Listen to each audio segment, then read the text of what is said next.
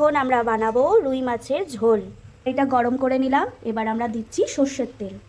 মাছগুলো তো ভাজবো, সেই জন্য সেই পরিমাণেই তেলটা দিলাম, যাতে মাছগুলো ভালো করে ভাজা যায়।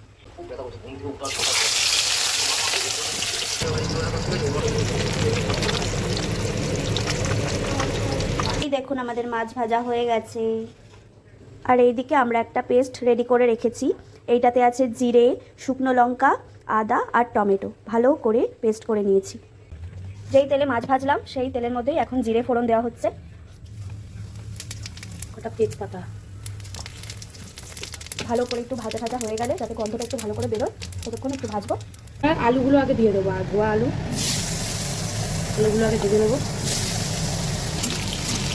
আলুটা যেহেতু ব্রাউন একটা কালার চলে এসছে, এবার আমরা দিয়ে দেবো ওলকপি। কপিটা দিয়ে দেবো। ওলকপি ভাজতে সময় লাগবে না,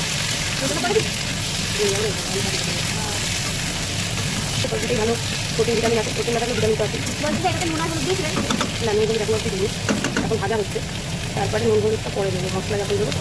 এবারে আমরা দিয়ে দেবো নুন, এটা লাগবে একটু দিতে হবে, আমার মনে হয় না কম করে দিতে হবে।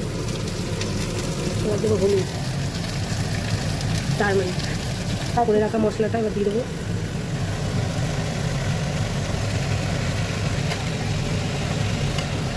মশলাটা দিয়ে দিয়েছি। মশলাটার মধ্যে আছে আদা, জিরা, শুকনো লঙ্কা বাটা আর টমেটো। এবার এই মশলাটা এটার সাথে মিক্স করবো, ভালো ভাজবো, কষাবো। যত কষাবে তত সুন্দর টেস্ট হবে তরকারিতে। এই মশলাটা ভাজা ভাজা হয়ে গেছে, এবার দেবো একটুখানি মশলারই জল দিয়ে আর একটুখানি কষাবো।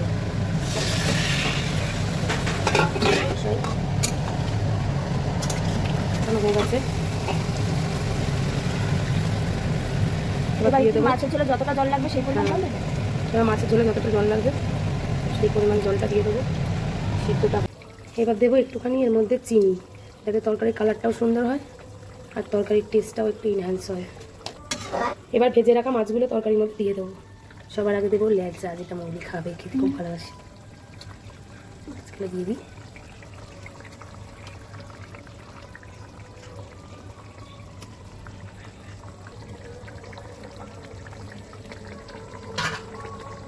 এবার ঢাকা দিয়ে দিলাম, কিছুক্ষণ ঢাকা থাক, স্মেলটা যেতে হয়।